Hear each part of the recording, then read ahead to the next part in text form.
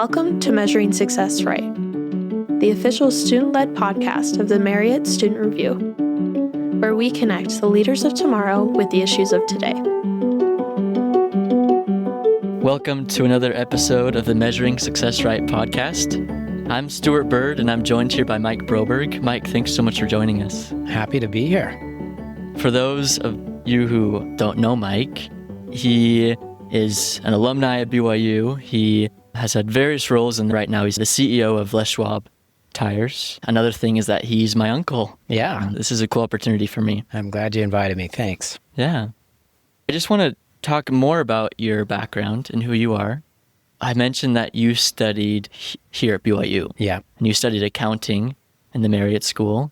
We have a lot of accounting students here at the Marriott School and people who are listening to this. So maybe you could just talk a little bit about how your experience studying accounting affected you here at Marriott School. Maybe giving a little more history on my background. I did study accounting. I originally was going to study law and started taking accounting classes and figured out that I really enjoyed accounting, and the accounting program at BYU in particular was so strong. It was a pretty easy decision for me to change my path and decide to get my accounting degree. I did get my master's degree at the same time. So that became the first great decision I made as it related to my career, because we had so many people that would come on campus to recruit accounting students from BYU. I had several different offers of places I could go from BYU, and ultimately chose to go to Ernst & Young in San Jose, California. I worked there for a few years doing a specialized type of consulting, actually, in the tax world, and I shifted to Arthur Andersen. At Arthur Andersen, I was part of their business consulting group, also in California, then moved to Portland, Oregon with Arthur Andersen. Soon thereafter, Arthur Andersen was actually dissolved because of some things that happened at the time, and our part of the practice was bought by Hitachi, the big Japanese conglomerate. And we started basically what is now Hitachi Consulting. I worked there for about 16 years before coming to Les Schwab. Wow. Okay.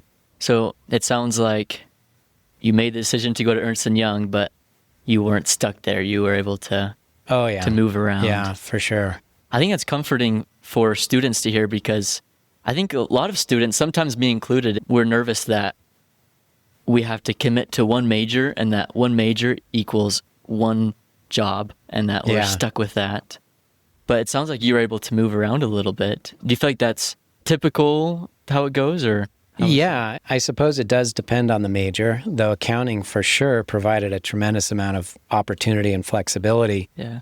And I knew that going into the major. In fact, that's one of the reasons I chose it, is because I wanted to keep my options open a little bit. At the time, I wasn't totally sure I wouldn't do law, and I knew accounting was certainly a foundation I could use to move into law. I didn't know if I might want to get my MBA. I also thought about getting a PhD in teaching. All of those things were things I could do with my degree in accounting. So I chose it partially because of the different opportunities I could still take, even if it wasn't directly in accounting. Interesting. That showed in your career.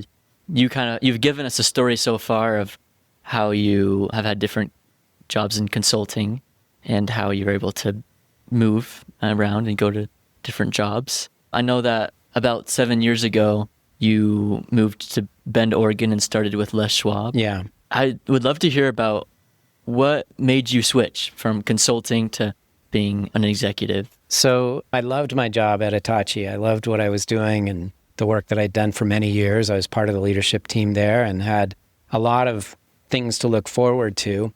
At the same time, my wife and I always said travel was something we needed to watch out for. At different times in my career, I'd have to travel a lot. I always said, if I ever need to quit my job because of travel, then I will. Because obviously family was more important. And so we would always monitor that. At the time, things were going fine. I loved my job, but I knew that I was going to need to travel more in that role than less.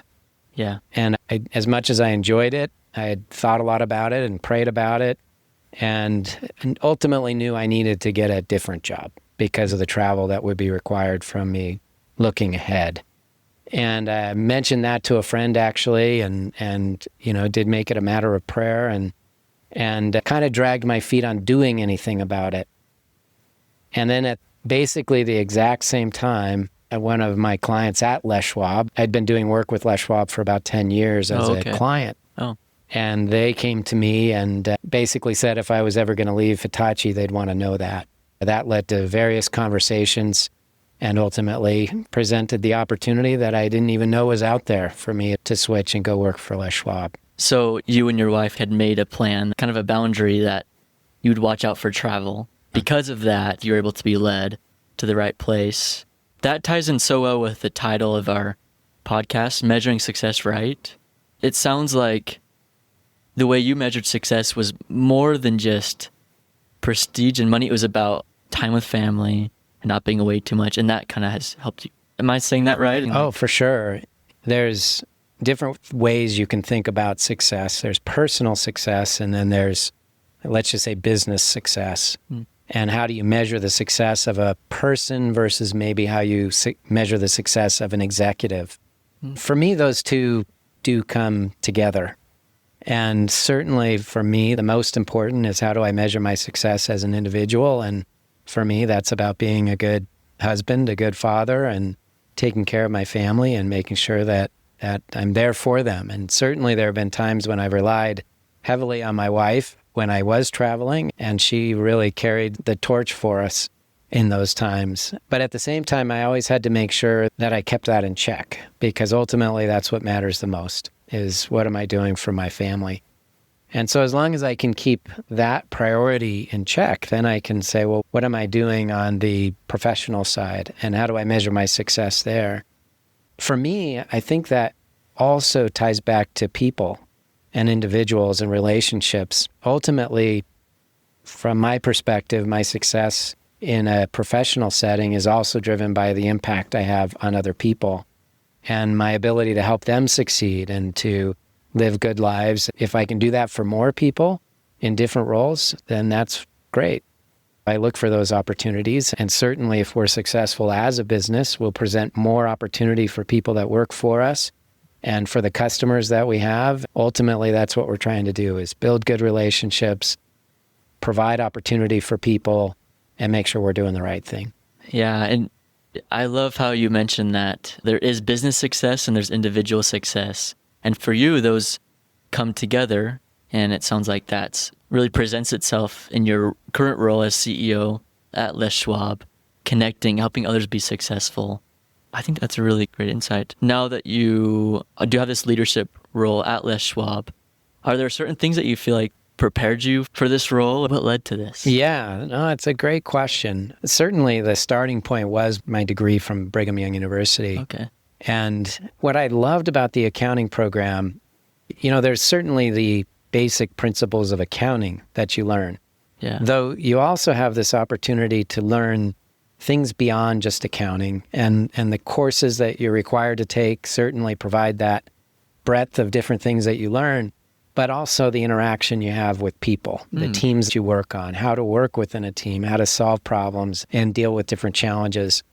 And ultimately, I used all of those things as I've progressed in my career. In the consulting world, certainly drawing on my understanding of accounting principles and business in general, but also working in teams and engaging with people and how do we accomplish things together was critical in my work in the consulting world, and certainly is the same for my current role as I work with the teams that I'm involved with at Les Schwab specifically. That's comforting to hear. In the accounting program here at the Marriott School, the junior core, all the classes you take your junior year, you're part of a team. Yep.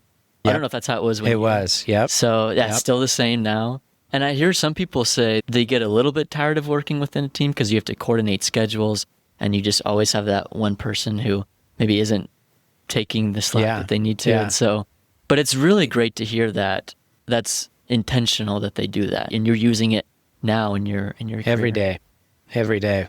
I mean, we work on teams. There's almost nothing that I do by myself. And ultimately, that's what we learn here at BYU in that program, and working with teams, learning how to deal with schedules and finding a way to be able to get together and deal with the challenges that you got to solve as a team is just what you do every day, at least in my career. Certainly there's, I'm sure, others that have a different experience. But for me, that was a really important part of my education here at BYU. Wow. I think that's good because you currently influence so many people and you are an influence to help others be successful. What we're talking about with connecting with others, learning how to work with others, reminds me of one of the values of the Marriott School of Business, which is respect for all. Yeah. Thinking about all the values they could have put in there, they only chose 4, and one of them is respect for all. Yeah. Why do you think that's one of the values? All of these values are perfect. They are the things that we need to focus on as individuals, and certainly as a school and a program here at BYU, they make a lot of sense. Yeah. Respect, specifically from my point of view, comes back to what I mentioned before about relationships and treating people well and working well with people, helping them to be successful, which ultimately leads to you being successful. That may be one of the things that's different about the real world, if I can use that term, versus working at BYU. Certainly at BYU, there are differences between people that you have on your team in the accounting program, for example. Right. Though those differences are not as pronounced as some of the differences that you might experience when you're working with a team that comes from all over the world with different backgrounds, different beliefs, different priorities. And so learning how to respect each other to be able to work together, even though you have those differences, is absolutely necessary.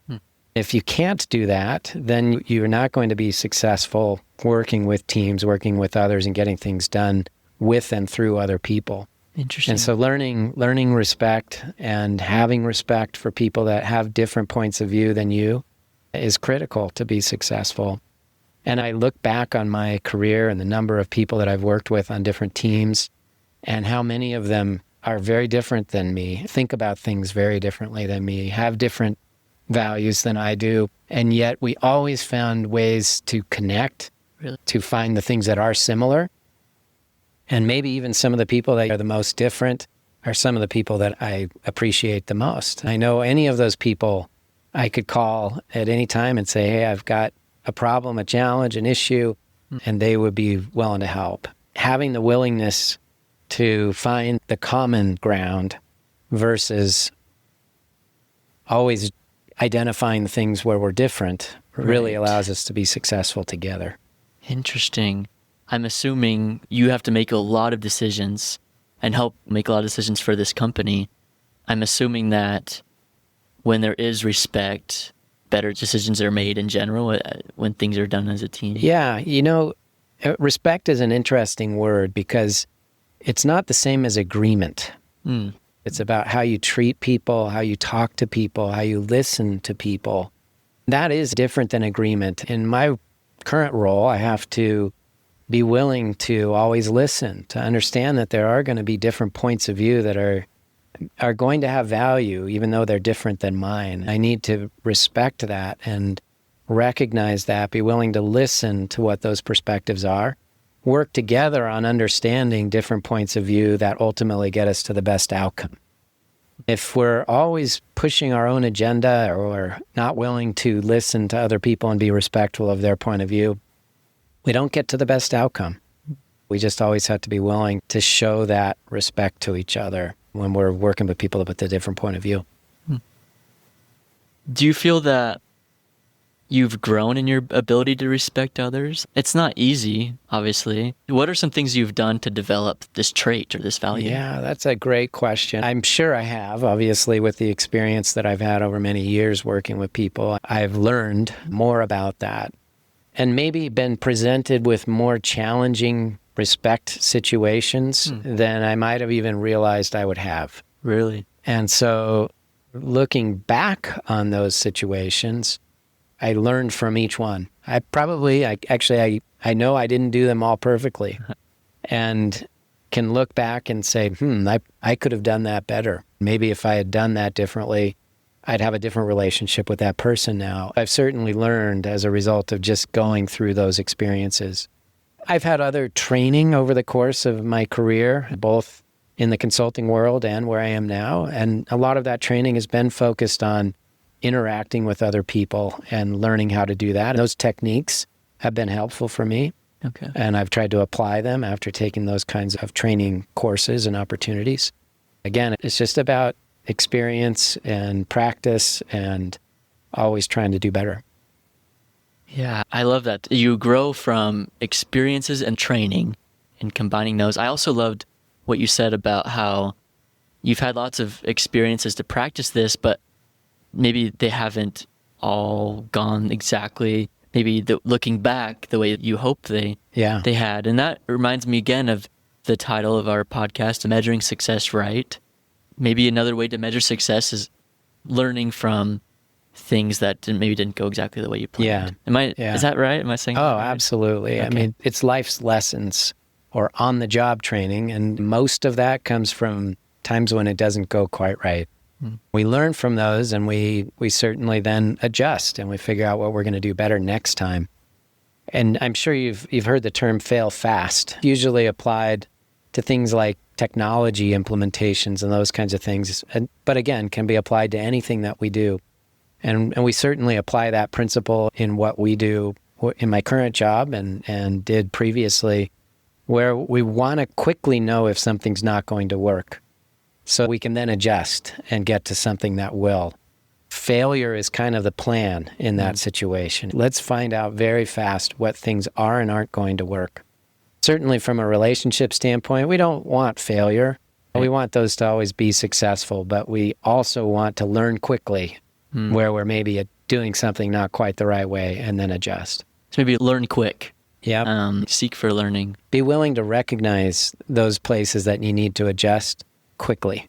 Okay. Because if you keep going down a path that's not working, it can get more and more painful and less successful. So if you can identify those things quickly and make adjustments, you're going to be more successful more quickly. Okay. I can see how this can apply to all of us, all of our listeners, me with my classes and my relationships. And it sounds like it's something that you're still focused on in your current role. I'm grateful for all the things we've talked about today and all the things I've learned from you. I want to finish with a conversation that we have with all of our guests, which is in their roles, in their life, how do they measure success? I'd love to hear that from you. In your roles, including CEO of Les Schwab and other roles that you have, what are your measurements of success? Well, of course, coming back to what we talked about before, ultimately, I want to make sure that I'm taking care of my family, that I'm a good husband and father, and measure that by the joy that we have in our home and the things I see in my children and the happiness that we have. And so ultimately, that's what I use as my overall measure. Of course, in my current role, I'm also measured on the success of the business and how we do financially. But ultimately, and this is a principle that actually the founder of our company established in all of us in the organization, which is about building people and treating people better than they're going to be treated anywhere else. Oh. And I measure myself on how am I doing that? Am I making a difference in people's lives? And am I strengthening them? Am I helping them to be successful? And then measuring that and being able to see what we're doing as it relates to providing opportunity for people. Ultimately, that also leads to positive results from a business point of view. And we measure that every day. Those things all come together to provide success, not just for me, not just for the owners of the company, but for everybody that's involved. Right. Okay. Thank you. I'm glad that you touched on that. There's not just one way. Depending on what angle you're looking at, what perspective, and what role you're talking about, there are multiple ways. For sure. So, absolutely. That's good to know. I also love what you said about treating people better than they could be treated anywhere else. I think we can have that in our conversations throughout our day, helping people. If they haven't had anything nice said to them the whole day, maybe then we can do that. You're right. You can think of big ways to do that, and yet often it is the small things that make the biggest difference. Just making sure somebody knows that they're appreciated, that they have somebody they can come to if they need to, providing that trust that somebody needs in their life, specifically in a work environment, can make a huge difference. The outcome you have as a result of treating people well, no matter what their background is, no matter what they believe versus you believe, you treat them well, in the end, you're going to have a better success as a leader, as an organization, as a result of people feeling that sense of trust, that sense of camaraderie and that sense of working together for a common good for everyone. I love that. Thank you, Mike. I learned a lot today. I think to sum up what I've learned so far is just that the respect value that we have in the Marriott School, it carries a lot of weight, and there's a lot that goes into that. It includes maybe disagreeing, but not being disagreeable, being able to interact. I also learned about leadership and what that looks like with connecting with others, and a little bit about your journey. Yeah, thanks for having me. I appreciate it. It's fun to be here. I cherish my time at BYU. I love my opportunities to be back on campus and very much appreciate what I learned here, the experiences I had, the professors that I had here, and look back frequently on my experience with gratitude for the opportunity I had to go to school here at BYU. And I think that hopefully the students that are here now can have the same attitude that you have like 20, 30 years down the road. I'm sure they will. Yes, sure that's right. Well, thank you to our listeners for joining us for another episode of the Measuring Success Right podcast.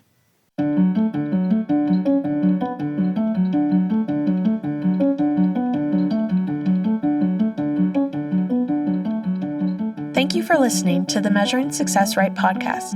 If you like this episode, please share it with a friend and subscribe so you don't miss the next interview. The Measuring Success Right podcast is a production of the Marriott Student Review. This episode was produced by Stuart Bird, Allison Pope, Sarah Bird, Taya Wolf Hobson, and Jackson Berthold. Sound design and audio engineering by James Call.